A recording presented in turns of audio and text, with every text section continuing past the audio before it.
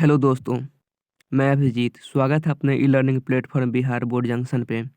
आज का क्लास बहुत ही इम्पोर्टेंट होने वाला है क्योंकि आज ही बहुत अच्छे अच्छे क्वेश्चन लाए हैं। साथ ही एनसीईआरटी के जितने भी क्वेश्चन हैं ऑब्जेक्टिव वो भी लाए हैं। तो बने रहिए हमारे साथ। शुरू करते हैं आज की क्लास। आज का पहला क्वेश्चन, किसी अंतरिक्ष यात्री को आकाश कैसा दिखाई देता है? जैसा कि आप लोग जानते हैं कि अंतरिक्ष में वायुमंडल अनुपस्थित होता है, तो तो उसे अंतरिक्ष जो है काला दिखाई देता है। देख लेते हैं ऑप्शन क्या सब है। ऑप्शन ए है काला, ऑप्शन बी नीला, पीला और नारंगी। तो ऑप्शन ए इसका सही आंसर हो जाएगा काला। चालक का प्रतिरोध निर्भर करता है। तो चालक का प्रतिरोध उसके लंबाई, उसके क्षेत्रफल पे निर्भर करता है। तो ऑप्शन देख लेते हैं।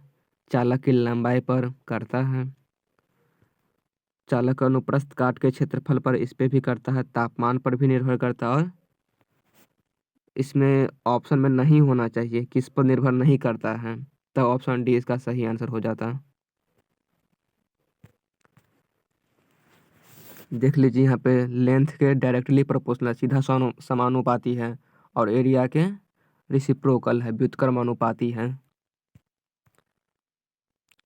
अतिभारण के समय विद्युत परिपथ में विद्युत धारा का मान, ऑप्शन ए है बहुत कम हो जाता है, ऑप्शन बी है अपरिवर्तित रहता है, ऑप्शन सी है बहुत अधिक बढ़ जाता है, ऑप्शन डी इनमें से कोई नहीं। तो अतिभारण के समय आप लोग जानते हैं कि विद्युत धारा का मान बहुत अधिक बढ़ जाता है। ऑप्शन सी इसका सही आंसर हो जाएगा।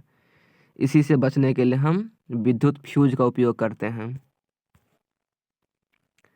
विभक्त वलय का उपयोग किस उपकरण में किया जाता है?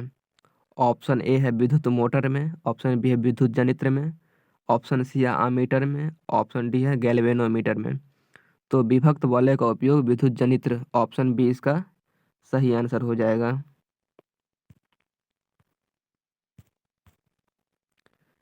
कौन सा परंपरागत ऊर्जा स्रोत है? ऑप्शन ए है जैव मात्रा, ऑप्शन बी है नाभिकीय ऊर्जा, ऑप्शन सी है भूतापीय ऊर्जा, ऑप्शन डी है इनमें से कोई नहीं। तो जैव मात्रा, ऑप्शन ए इसका सही आंसर हो जाएगा।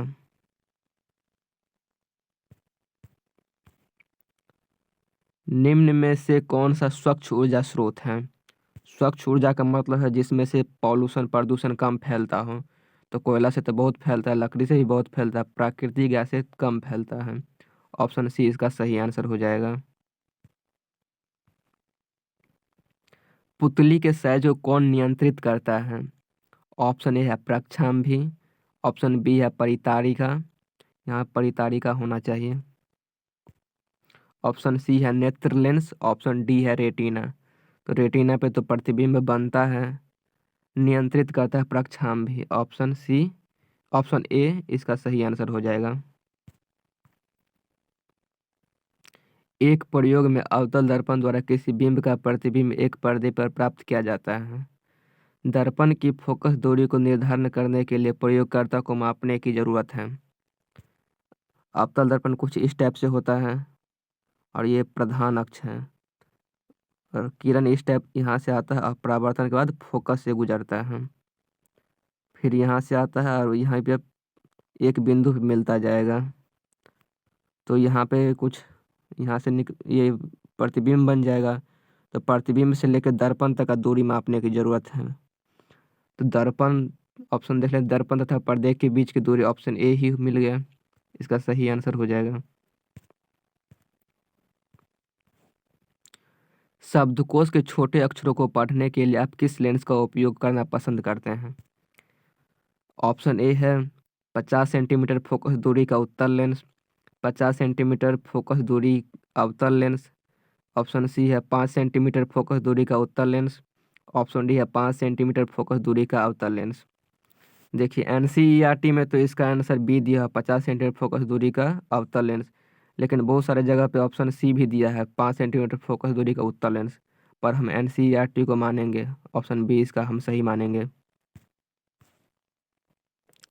लघु पथन के समय विद्युत परिपथ में विद्युत धारा का मान, ऑप्शन ए बहुत कम होता है, ऑप्शन बी परिवर्तित हो जाता है, ऑप्शन सी बहुत अधिक बढ़ जाता है, ऑप्शन डी निरंतर परिवर्तित होते रहता है। तो लघु पतन के समय विद्युत धारा का मान बहुत अधिक बढ़ जाता है। ऑप्शन सी इसका सही आंसर हो जाएगा।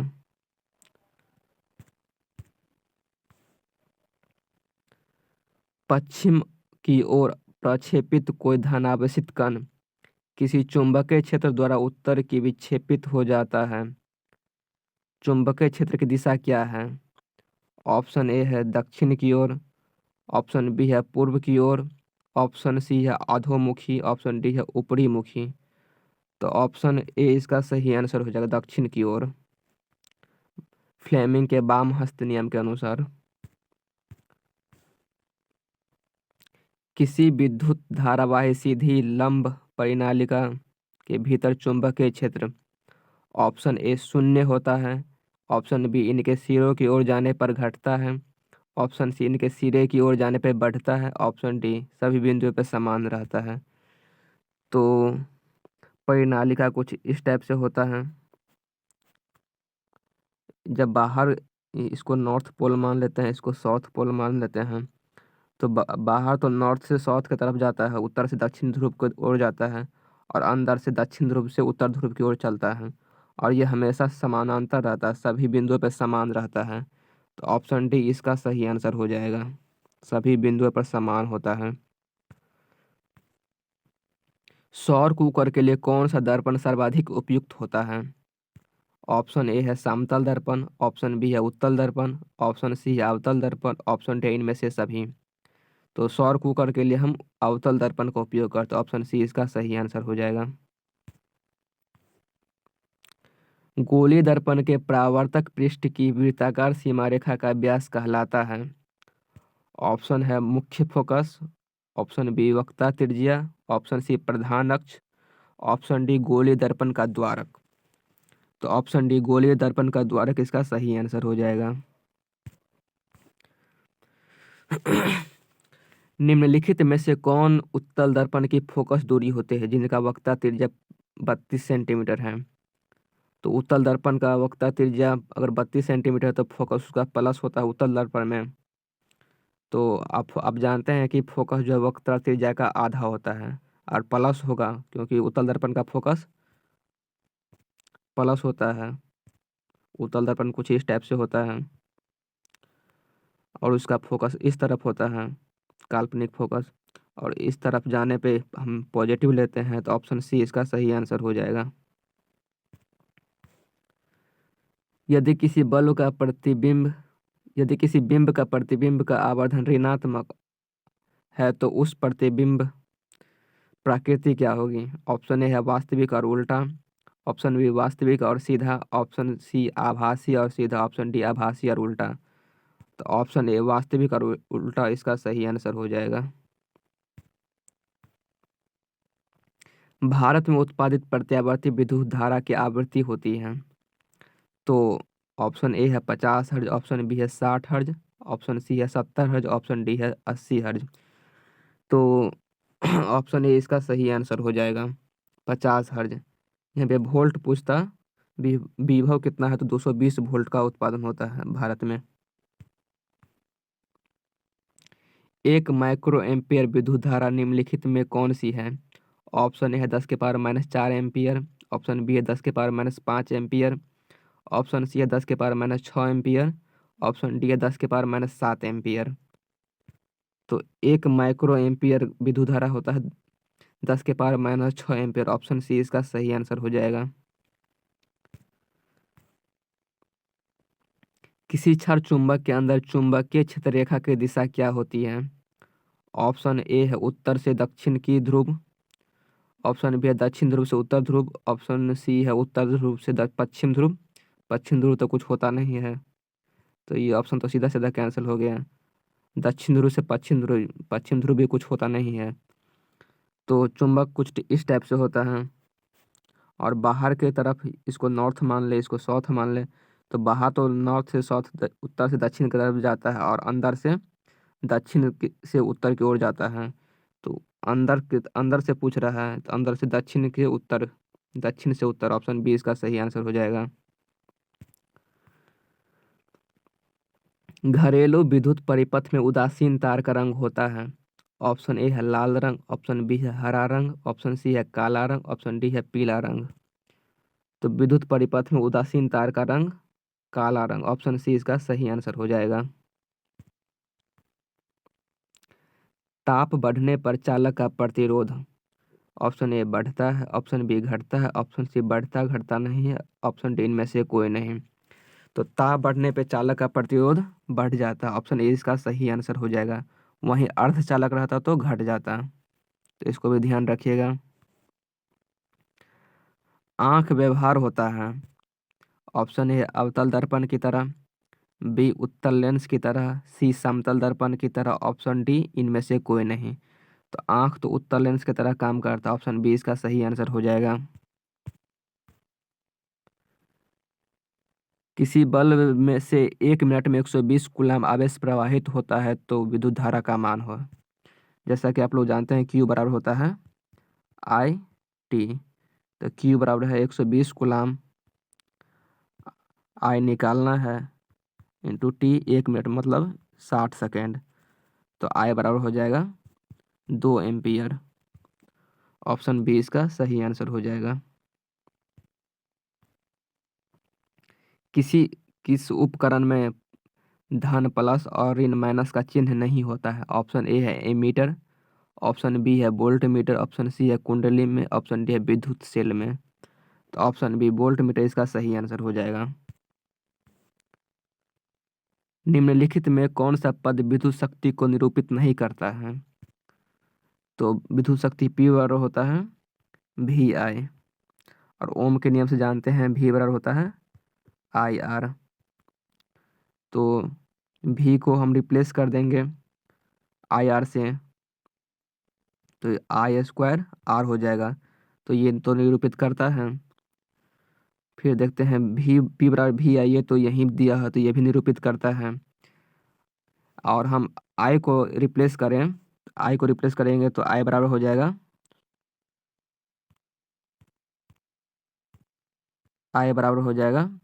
V/R। तो हमको I को रिप्लेस करना है, तो P बराबर हो जाएगा V²/R। तो ये भी निरूपित करता है, तो ऑप्शन बी बच गया। तो ये इसका सही आंसर हो जाएगा। प्रीवियस क्वेश्चन खत्म होता है यहीं पे। अब NCERT के कुछ महत्वपूर्ण क्वेश्चन है, उसको भी देख लीजिए। पहला क्वेश्चन, निम्न में से कौन सा पदार्थ लेंस बनाने के लिए प्रयुक्त नहीं किया जा सकता। तो जल का उपयोग किया जा सकता है,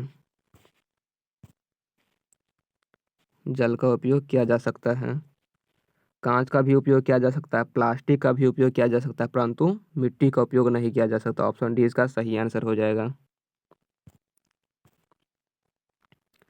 किसी बिंब का अवतल दर्पण द्वारा बना प्रतिबिंब आभासी सीधा तथा बिंब से बड़ा पाया जाता है। तो आभासी अवतल दर्पण में एक ही कैसे बनता है, जब वो ध्रुव और फोकस के बीच में हो। तो ऑप्शन देख लेते हैं। पहला ऑप्शन है मुख्य फोकस तथा वक्ता केंद्र के बीच, ऑप्शन बी है वक्ता केंद्र पर, ऑप्शन सी वक्ता केंद्र से परे, ऑप्शन डी है ध्रुव दर्पण के ध्रुव तथा मुख्य फोकस के बीच। तो ऑप्शन डी इसका सही आंसर हो जाएगा।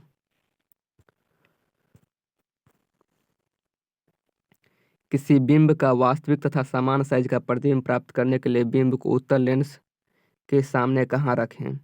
ऑप्शन है लेंस के मुख्य फोकस पर, ऑप्शन बी है फोकस दूरी के दुगुनी पर, ऑप्शन सी है अनंत पे, और ऑप्शन डी है लेंस के प्रकाशित केंद्र तथा मुख्य फोकस के बीच।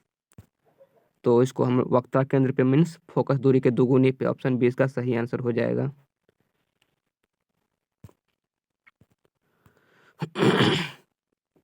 किसी गोले दर्पण तथा किसी पतले गोलीय लेंस की फोकस दूरियां -15 सेंटीमीटर है। दर्पण तथा लेंस संभव है। ऑप्शन है दोनों अवतल, ऑप्शन बी दोनों उत्तल, ऑप्शन सी दर्पण अवतल तथा लेंस उत्तल, ऑप्शन डी दर्पण उत्तल तथा लेंस अवतल। तो दोनों अवतल, ऑप्शन ए इसका सही आंसर हो जाएगा। किसी दर्पण से आप चाहे कितनी ही दूरी पर खड़े हों, आपका प्रतिबिंब सदैव सीधा प्रतीत होता है, संभवतः दर्पण है। तो ऑप्शन है केवल समतल, ऑप्शन बी केवल अवतल, ऑप्शन डी केवल उत्तल, ऑप्शन डी या तो समतल अथवा उत्तल। तो ऑप्शन डी इसका सही आंसर, या तो समतल या तो उत्तल।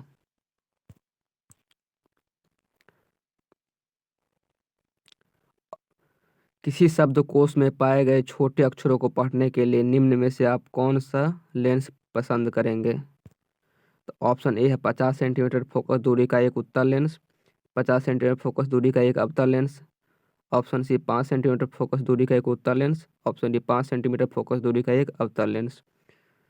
तो ये क्वेश्चन तो पहले ही डिस्कस कर चुके हैं। 50 सेंटीमीटर फोकस दूरी का एक अवतल लेंस, जैसा कि बुक में दिया हुआ है, बट कहीं कहीं 5 सेंटीमीटर फोकस दूरी का एक उत्तल लेंस ऑप्शन सी भी दिया हुआ है, बट एनसीईआरटी में यही दिया हुआ है।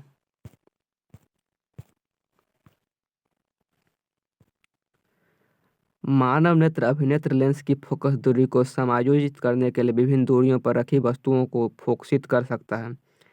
ऐसा हो पाने का कारण है ऑप्शन ए जरा दूर दृष्टिता, ऑप्शन बी सामंजन, ऑप्शन सी निकट दृष्टिता, ऑप्शन डी दीर्घ दृष्टि। तो ऑप्शन बी सामंजन इसका सही आंसर हो जाएगा। मानव नेत्र जिस भाग पर किसी वस्तु का प्रतिबिंब बनता है वह है, ऑप्शन ए है कॉर्निया, ऑप्शन ए है परितारिका, ऑप्शन सी है पुतली, ऑप्शन डी है दृष्टि पटल। तो रेटिना दृष्टि पटल इसका सही आंसर ऑप्शन डी हो जाएगा।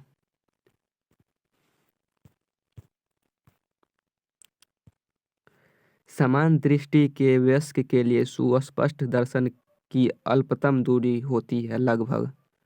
ऑप्शन ए है 25 मीटर, ऑप्शन बी है 2.5 सेंटीमीटर, ऑप्शन सी है 25 सेंटीमीटर और ऑप्शन डी है 2.5 मीटर।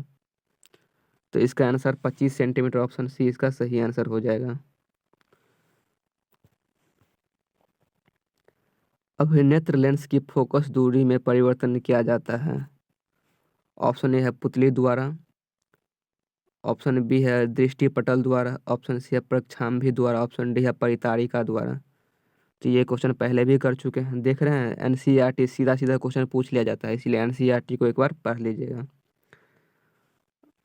हम एनसीईआरटी का सारा पीडीएफ हम अपने ग्रुप में भी भेज देंगे, तो आप लोग वहाँ से भी डाउनलोड कर सकते हैं। टेलीग्राम चैनल हमारे लिंक दिया हुआ है डिस्क्रिप्शन में, उससे ज्वाइन कर लीजिए आप लोग।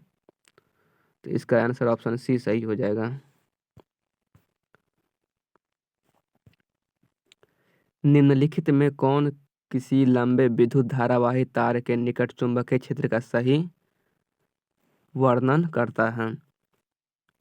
ऑप्शन ए है चुंबकीय क्षेत्र की क्षेत्र रेखाएं तार के लंबवत होती है, ऑप्शन बी चुंबकीय क्षेत्र की क्षेत्र रेखाएं तार के समानांतर होती हैं, ऑप्शन सी चुंबकीय क्षेत्र की क्षेत्र रेखाएं आरेखीय होती है जिनका उद्भव तार से होता है, ऑप्शन डी है चुंबकीय क्षेत्र की संकेंद्रीय क्षेत्र रेखाएं का केंद्र तार होता है। तो ऑप्शन सी इसका सही आंसर है, चुंबकीय क्षेत्र की क्षेत्र रेखाएं आरेखीय होती है जिनका उद्भव तार से होता है। ऑप्शन सी इसका सही आंसर हो जाएगा।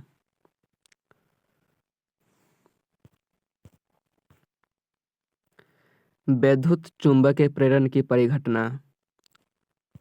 ऑप्शन ए है किसी वस्तु को आवेशित करने की प्रक्रिया है, किसी कुंडली में विद्युत धारा प्रवाहित होने के कारण चुंबकीय क्षेत्र उत्पन्न करने की प्रक्रिया है, कुंडली तथा चुंबक के बीच अपेक्षित गति के कारण कुंडली में प्रेरित विद्युत धारा उत्पन्न करना है, ऑप्शन डी है किसी विद्युत मोटर की कुंडली को घूर्णन करने की प्रक्रिया है।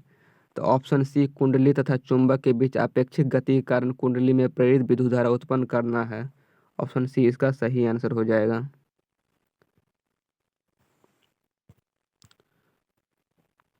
विद्युत धारा उत्पन्न करने की युक्ति को कहते हैं? ऑप्शन ए जनित्र, option B galvanometer, option C ammeter, option D motor. तो विद्युत धारा उत्पन्न करने के लिए जनित्र का उपयोग करते हैं, ऑप्शन ए इसका सही आंसर हो जाएगा। गैल्वेनोमीटर बहुत कम धारा, बहुत छोटी धारा को मापने के लिए गैल्वेनोमीटर का उपयोग करते हैं, एमीटर से धारा मापते हैं। अब मोटर तो यांत्रिक ऊर्जा को विद्युत ऊर्जा को यांत्रिक ऊर्जा में परिवर्तित करता है।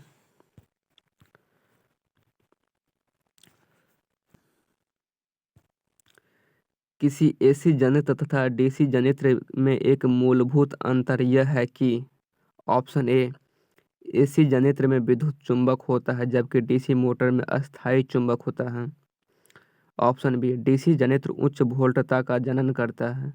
ऑप्शन सी, एसी जनित्र उच्च वोल्टता का जनन करता है। ऑप्शन डी, एसी जनित्र में सर्पी वलय होते हैं जबकि डीसी जनित्र में दिक् परिवर्तक होता है। तो ऑप्शन डी ही इसका सही आंसर हो जाएगा।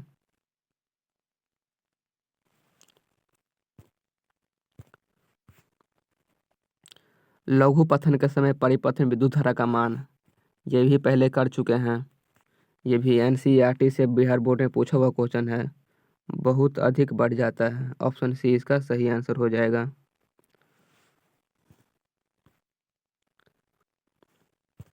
ये एक अच्छा क्वेश्चन है। प्रतिरोध R के किसी तार के टुकड़े को 5 बराबर भाग में बांट दिया जाता है। इन टुकड़ों को फिर क्रम में संयोजित कर देते हैं। यदि संयोजित करने की तुलना में R डैश हो जाता है तो R तथा R डैश का अनुपात क्या होगा। मीन्स एक R का एक प्रतिरोध है, उसको 5 बराबर भाग में काट दिया जाता है। तो एक हो जाएगा R/5 plus R/5 plus R/5 plus R/5 plus R/5, 5 बराबर भाग में काट दिया जाता है। तो पूछ रहा है इसको समांतर क्रम में जोड़ेंगे और फिर श्रेणी क्रम में जोड़ेंगे तो इसका प्रतिरोध पूछ रहा है। तो समांतर क्रम में हम जानते हैं कि 1/R is equal to 1/R1 plus 1/R2 plus 1/R3 plus 1/R4 हो जाएगा प्लस 1/R5 हो जाएगा।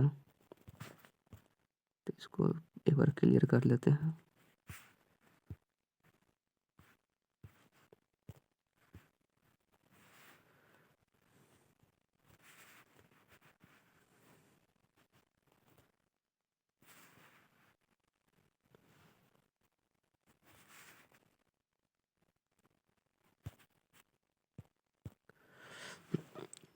तो 1/R बराबर हो जाएगा 5/R plus 5/R plus 5/R plus 5/R plus 5/R। तो R यहाँ से एलसीएम आ जाएगा, तो 5 को जोड़ देंगे तो 25 हो जाएगा। तो 1/R बराबर 25/R। तो R डैश यहाँ से आ गया, तो ये R डैश हो गया। पूछ रहा है R/R डैश, ये R है ये R डैश है, तो इस R को यहाँ भेज देंगे तो R/R डैश बराबर कितना हो जाएगा, 25 हो जाएगा। तो ऑप्शन डी इसका सही आंसर हो जाएगा।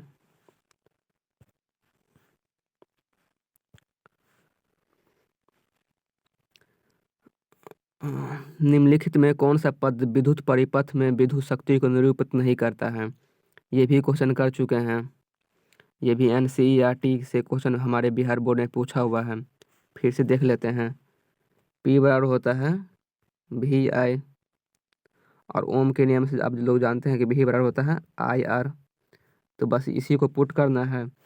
इसमें ऑप्शन ए में देखिए V को रिप्लेस कर दिया, तो यहाँ भी हम V को रिप्लेस कर देंगे, V बराबर IR पुट कर देंगे। IR इंटू I हो जाएगा, तो यहाँ से आ जाएगा I² R हो जाएगा। तो ये निरूपित करता है, तो ये तो नहीं होगा। फिर एक बार P बराबर फिर से रिप्लेस करेंगे, V बराबर IR, तो ये भी तो करता ही है। अब P बराबर होता है VI। अब यहाँ पे I को रिप्लेस कर देंगे तो I बराबर हो जाएगा क्या, V/R हो जाएगा। तो I की जगह पे V/R लिख देंगे, तो यहाँ से V² R आ जाएगा। तो ये भी निरूपित करता है, ये भी निरूपित करता है, ये भी निरूपित करता है। ऑप्शन बी इसका सही आंसर हो जाएगा। ऑप्शन बी निरूपित नहीं करता है।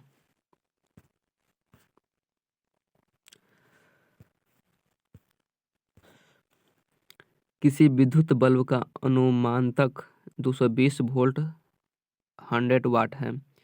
जब इसे 110 वोल्ट पर प्रचालित करते हैं तब इसके द्वारा उपभोग शक्ति कितनी होगी? सिंपल है।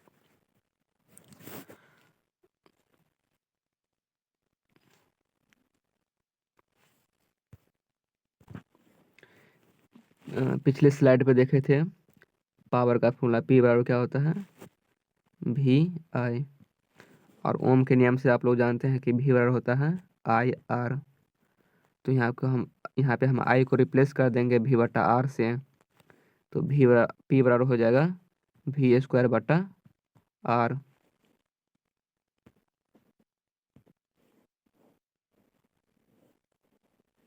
V²/R हो गया था।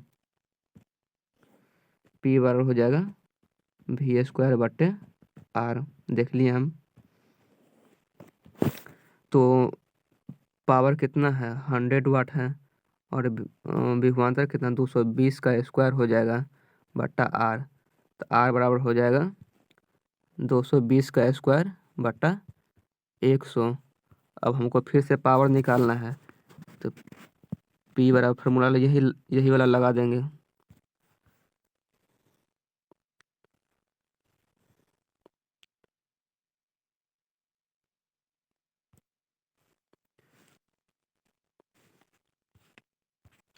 R बराबर हो गया था 220 का स्क्वायर बट्टा 100। और ये वोल्ट कितना है? V²। P बराबर हो जाएगा V²/R होता है तो V 110 का स्क्वायर इंटू 100 बटा 220 का स्क्वायर। 220 का स्क्वायर तो ये 4 से कट जाएगा और ये 25 से कट जाएगा।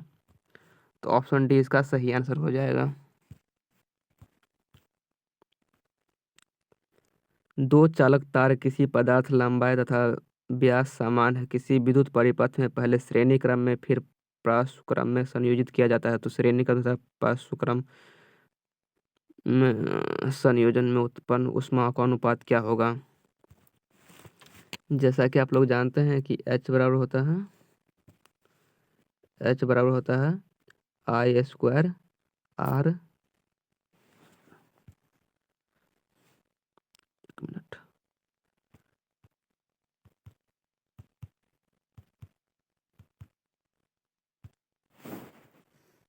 H बराबर होता है I² RT। और ओम के नियम से आप लोग जानते हैं कि V बराबर होता है IR। तो यहाँ पे हम I को रिप्लेस कर देंगे V/R से। तो H बराबर हो जाएगा V²/R² into R into T। तो नीचे है 2R² ऊपर है 1R। तो R से R कट जाएगा तो नीचे बचेगा R। तो H is inversely proportional to 1/R होता है। तो R के इनवर्सली प्रोपोर्शनल हो गया। तो इसको बस ध्यान रखिएगा, इसी से क्वेश्चन ये सॉल्व हो जाएगा। तो इसको अभी हम साफ करते हैं पहले।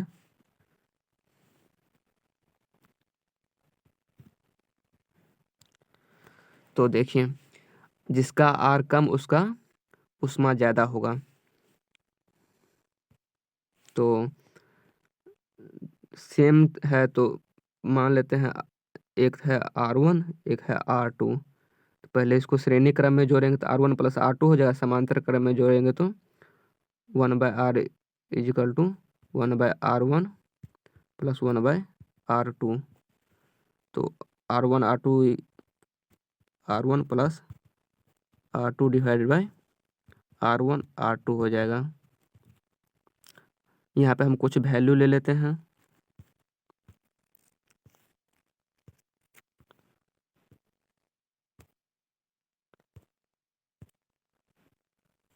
यहाँ पे हम R1 R2 को कुछ वैल्यू ले लेते हैं।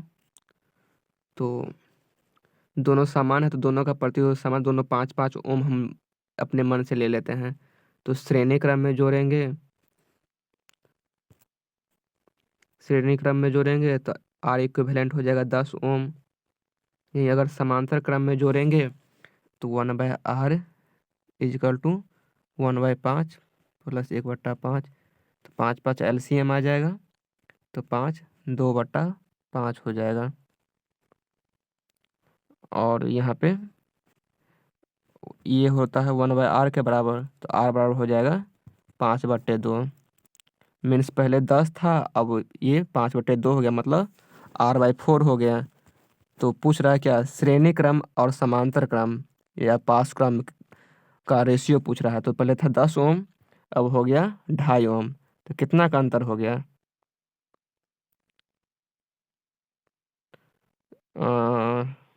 एक सॉरी, इसमें जो है ना उष्मा क्या था, उसमें था inversely proportional, H is inversely proportional to R था। तो इसका ये ज़्यादा है तो कम हो जाएगा, मीन्स सी इसका सही आंसर हो जाएगा।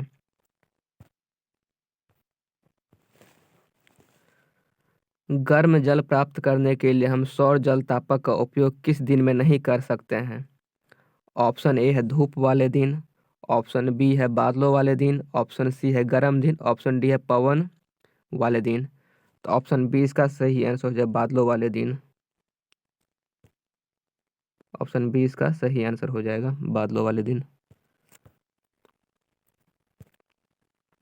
निम्नलिखित में से कौन जैव मात्रा ऊर्जा स्रोत का उदाहरण नहीं है। सौर ऊर्जा